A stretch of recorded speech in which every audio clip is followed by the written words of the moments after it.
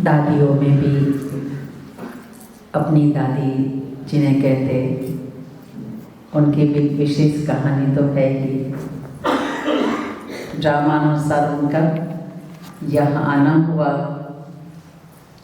जब वो भारत में लौटी उसके बाद प्रकाशमणि दादी जी से आग्रह किया हमने कि दादी को आप यहाँ भेजो, और दादी ने स्वीकार किया। अमृत वेले पर विशेष अटेंशन, मुरली पर विशेष अटेंशन।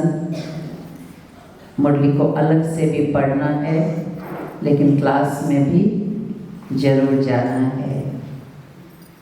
संगठन की क्लास पर दादी जी का बहुत ध्यान रहता था। किसी दिन तबीयत ऊपर नीचे हो तो फिर हमको फ़ोन करके बोलती थी, आज मैं क्लास में नहीं गई। जब बाबा कहते हैं ना, निमित्त को सुनाओ, तो सुनाती थी, आज क्लास में नहीं गई। दादी आप तो पढ़ लिए मुरली, लेकिन नहीं, उससे क्या हो गया, सुनने तो नहीं गई। क्लास माना सुप्रीम टीचर की क्लास है, और अपने से पढ़ना माना उसको रिवाइज कर रहे हैं। तो बहुत एक्यूरेट, विदेश में रही, समय पर हर कार्य करना है। जितने बजे जिसको टाइम दिया है उस समय पर जरूर पहुंचना है। मधुर भाषी तो बहुत ही, कभी उनको गुस्सा करते नहीं देखते थे।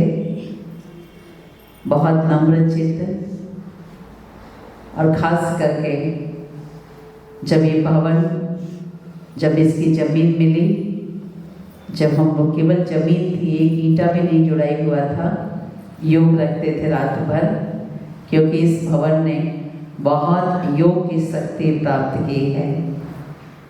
तो दादी जी के अंदर भी बहुत उमंग उत्साह, उनकी बहुत ब्लेसिंग इस भवन को शुरू से मिली है।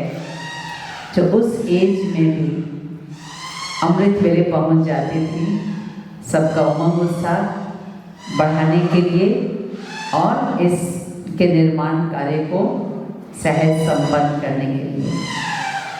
ये कहें कि हमने तो कभी जिंदगी में सोचा ही नहीं कि मकान बनाना है। कईयों को शौक होता है, आवश्यकता होती है, लेकिन मेरे को तो लगता था चलो भाड़े का मकान अगर सही मिल जाए तो निश्चिंत है, क्यों ज़्यादा ये सब झमेले में जाए। लेकिन दादी जी की ही संकल्प था कि जमीन देखो और जमीन मिले तो मकान सहज बनेगा। फिर ये जमीन लेने में इतना लंबा समय लगा, लेकिन जो भी लगा उन सभी बड़ों की ब्लेसिंग, दादी प्रकाशमणि जी का भी जमशेदपुर के प्रति बहुत था, और दादी जी का भी बहुत था। तो सभी की ब्लेसिंग और बड़ी दीदी का भी बहुत। तो इन सभी ब्लेसिंग से ये हुआ। लेकिन बस ये रह गया कि दादी जी इसमें आकर रहती। लेकिन अभी भी लगता है दादी जी हम सभी के बीच प्रेजेंट है इस भवन में, क्योंकि दादियों के बिना हर कार्य अधूरा है। अव्यक्त रूप से वो पूरे यज्ञ की पालना सभी कर रहे हैं विशेष। तो आज जो बाबा ने कहा है आत्मिक स्थिति के अभ्यास के लिए और रहम की भावना खुद के लिए और दूसरों के लिए भी। 3 सर्टिफिकेट की बात बाबा ने कही, वो लेने के लिए भी ये रहम की भावना अपने अंदर जगाना बहुत जरूरी है। अपने में चेक करें कि हम जो भी पुरुषार्थ कर रहे हैं अपने ऊपर रहम आता है। दूसरे को दुखी अशांत देखते हैं तो रहम आता है उस पर, लेकिन अपने ऊपर रहम आता है कि मेरा भाग्य बनाना मेरे हाथ में है। बाबा सिर्फ सहयोग देंगे, लेकिन करना मुझको है। और मैंने अगर अलविदापन में समय बिताया तो कितनी सजाओं की मैं आत्मा हकदार बनूंगी। तो मुरली में बहुत सारी बातों पर बाबा ने प्रकाश डाला है, लेकिन जो अशरीरी बनने का अभ्यास कराया है, उस अभ्यास को पक्का करने के लिए अमृत वेले से लेकर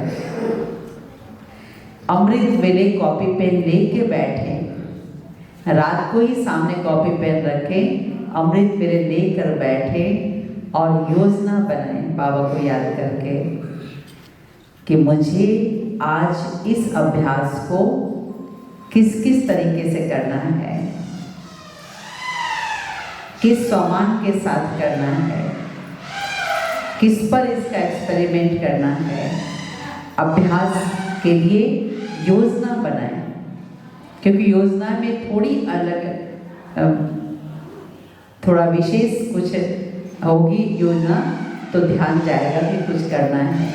और नहीं तो रोज हम सभी मुरली सुनते हैं और मैं आत्मा हूँ, मैं आत्मा हूँ, अपने को आत्मा समझो, ये रोज सुनते हैं।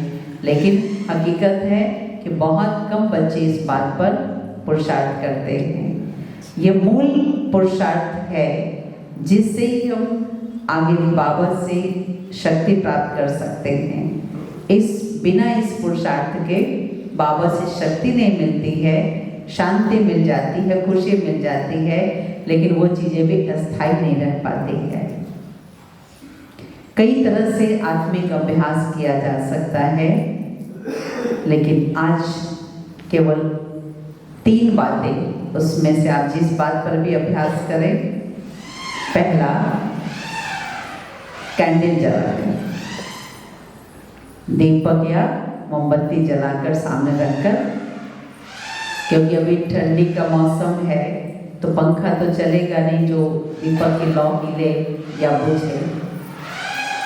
बाबा ऐसे ऐसे अभ्यास भी कराते थे, चाहे संगठन में एक मोमबत्ती जले या अलग अलग सभी के लिए जले। और बाबा कहते थे, देखो अटेंशन से योग में बैठना, थोड़ी भी बुद्धि अगर इधर उधर जाएगी जिसकी, तो उसके सामने जो दीपक रखा है उसकी लौ हिलेगी।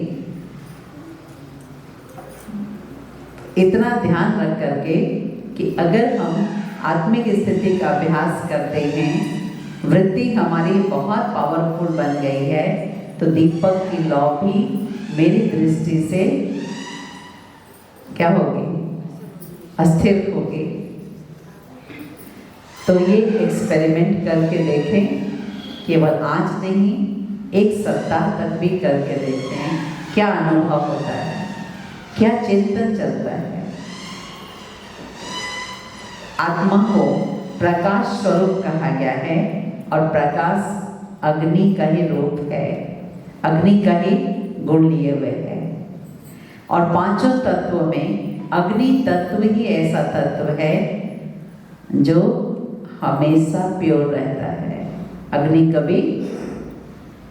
कभी भी दूषित नहीं होती है। जल दूषित होता है, वायु दूषित होती है, अग्नि कभी दूषित नहीं होती है। तो अपना वो स्वरूप जिसको बहुत गहराई से अपने को समझाने के लिए कि मैं भी इतनी ही पवित्र हूँ, लेकिन मेरा स्वरूप कितना सूक्ष्म है। तो ये पहला अभ्यास दीपक से या मोमबत्ती जला करके, और दूसरा अभ्यास कर सकते हैं आईने के सामने बैठ करके। आईने के सामने बैठ करके दूसरे की कोई चीज देखते हैं तो अपनी चीज याद आती है। सामने अपने कोई देख रहे हैं तो अपने पर अभ्यास करना बहुत अच्छा लगेगा। तो आईने के सामने बैठकर शरीर से डिटेच होने का भी अभ्यास बहुत इजी होगा। तो इस अभ्यास को करें दिन भर में, बीच बीच में जब जब समय मिले निकाले समय, और तैयार हो रहे हैं तो ही, क्योंकि आईना तो कईयों को बार बार देखने की आदत होती है, जगह जगह लगा कर रखते हैं। उतना उस पर नहीं जाना है, लेकिन इस अभ्यास के लिए करना है ताकि हमारा ध्यान अपने